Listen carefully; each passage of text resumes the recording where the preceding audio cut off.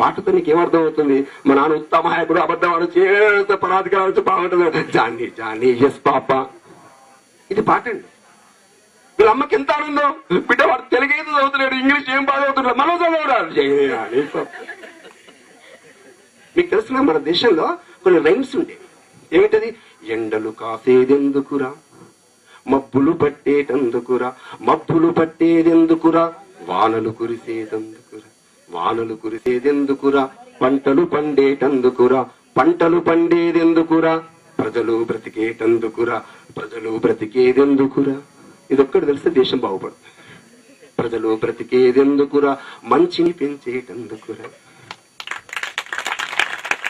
అంటే 9 ఏళ్ల పిల్లవాడికి నువ్వు ఇది చెప్పకుండా వాడు ఇంగ్లీష్ పేరుతో వాళ్ళు చంపుతారండి. మా పిల్లవాడు ఇప్పుడు యూకేజీ కదండి, మా ఇంకో పిల్లవాడండి వాడు ఎల్కేజీ. ఇక వాడు చదువుతారు ఏమని, రెయిన్ రెయిన్ గోవే, రెయిన్ రెయిన్ గోవే. ఈ రెయిన్ అంటే ఏందండి? వాన. ఈ గోవే ఏంటండి? పో, వాన వాన పో, వాన వాన పో. ఏమంటే ఈ దేశంలో ఇట్లాంటి చిన్న పిల్లల సంఖ్య తెలుసా అంటే 20 కోట్లు. 20 కోట్ల మంది పిల్లలు బాలవాక్కు బ్రహ్మవాక్కు. వాన పో పో అంటే వాన ఎట్లా వస్తుంది? మరి మీ నానేటండి? మా నాన్న లేదండి. మా నాన్న గుడికి వెళ్ళి యజ్ఞం చేస్తున్నాడు. యజ్ఞం ఎందుకండి? వర్షాలు లేవు కదండి. అందుకే వాళ్ళ నాన్న వానా వానా రా, ఈ పూరగానే వానా వానా పో. దేశంలో రైమ్స్ లేవా?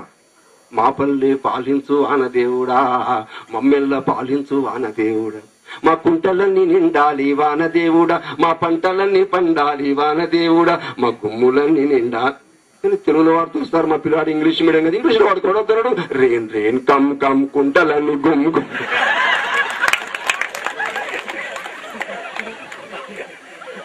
అంటే దేశంలో కమ్ తీసేసి గోడ తీసేసి కమ్ పెట్టడానికి ప్రధానమంత్రి మారాలా,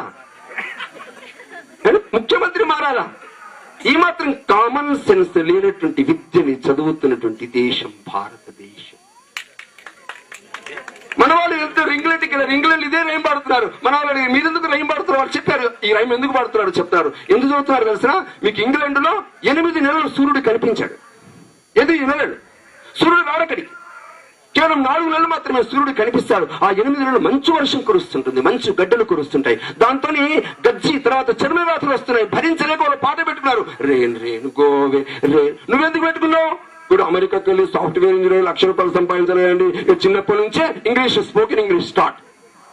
కానీ దాని పేరుతో ఎన్ని విలువలు కోల్పోతుంది భారతదేశం.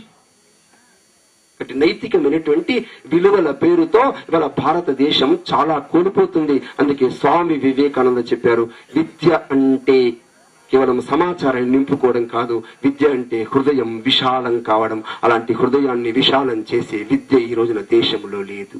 అందుకే టెక్స్ట్ ఈజ్ ఇ టెక్స్ట్. పాఠ్యాంశం సాకు మాత్రమే.